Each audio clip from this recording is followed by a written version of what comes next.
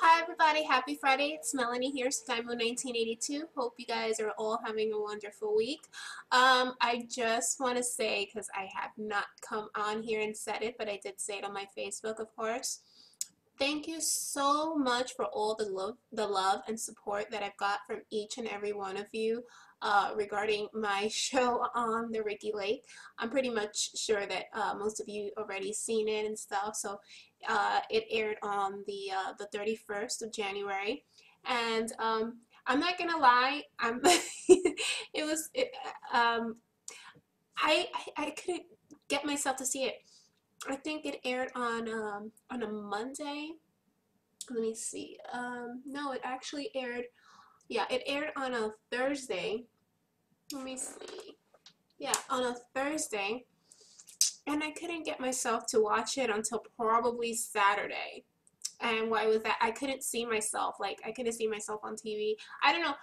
I'm shy, and I'm like, sometimes you be like, oh, what if I messed up?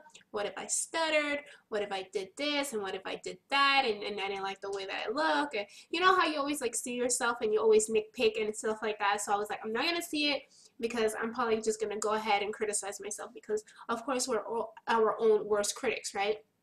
And so I finally got the courage to see it because I was saying they were saying, did you watch yourself? Did you see yourself? No, I didn't. I didn't see myself till like 2 or 3 days later because I couldn't just like come and bear to see myself. So I was like, oh my God, I was tired. Like I didn't want to see it. My father was like, oh my God, you did great. I was surprised, you didn't stutter and everything.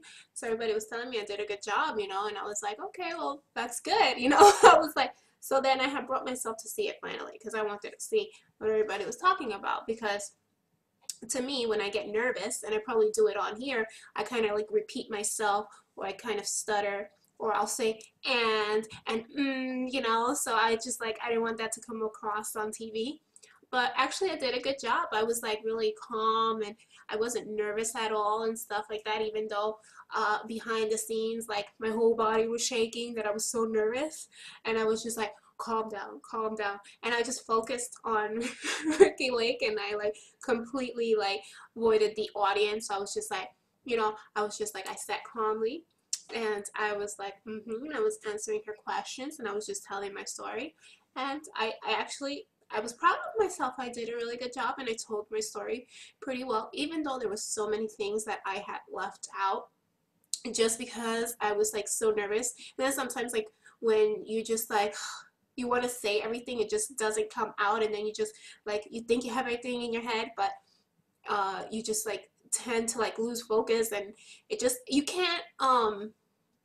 can't get everything into like two segments, everything that you want to say. Then sometimes like when somebody asks you a question, then you get distracted, and then what happens to me is that I end up forgetting what I was going to say. So yeah, I'm very forgetful. So if I get distracted, or if somebody asks me a question, then I'm going to forget what I had to say next.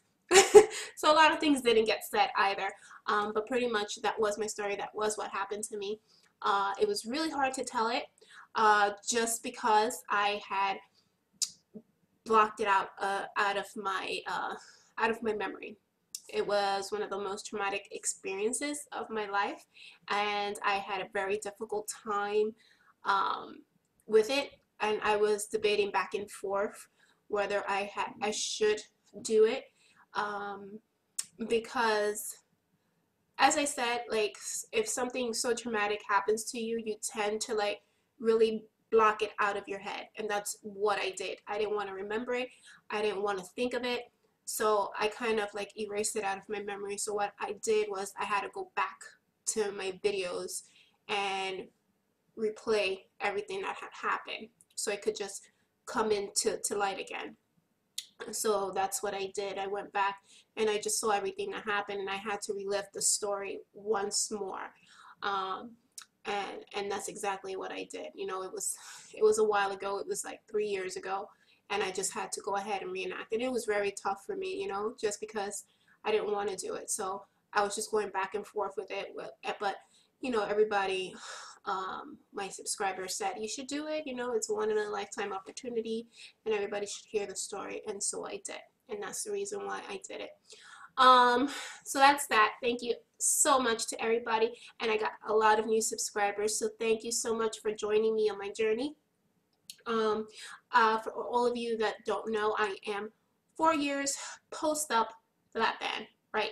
And I started at 275 pounds, and my goal weight was 160 pounds, and I reached that in about 8 months.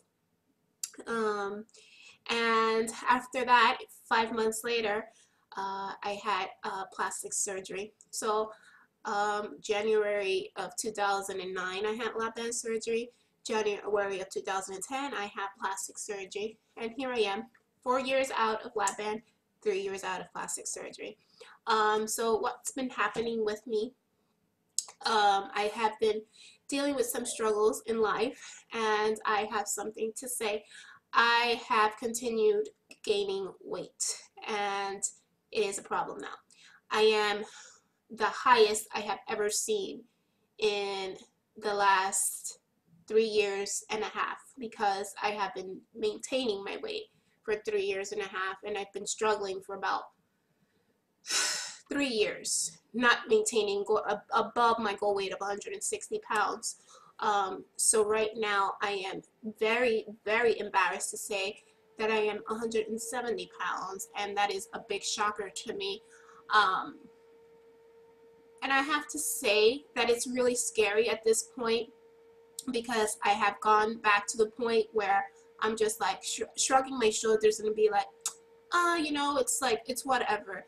But how can I say, it's like I'm 4 years out, you know, and it's just like, it's a long time, guys, you know, and it's like, how long can you be focused? How long can you be driven? How long can you be like, oh, I'm gonna do this, I'm gonna keep losing weight and stuff like that? So now that when I'm like, I gain a little bit of weight or whatever, I'm just like, oh, you know, I'll just get back on my grind and stuff like that. But at the same time, I'm on the, oh, it's like, whatever, you know, I'll just do what I have to do to get back on track. But at the same time, I'm not caring, you know. Usually if you told me that I'm like, oh my God, like if I was 170 pounds and I wasn't like 154, which was my average weight for like 2 years, 2 or 3 years, between 154 to 156, so I'm way above that, I would have thrown a whole tantrum if I would have stepped on that scale, because the scale did control my life for a very long time, and it also controlled my mood. Not any longer.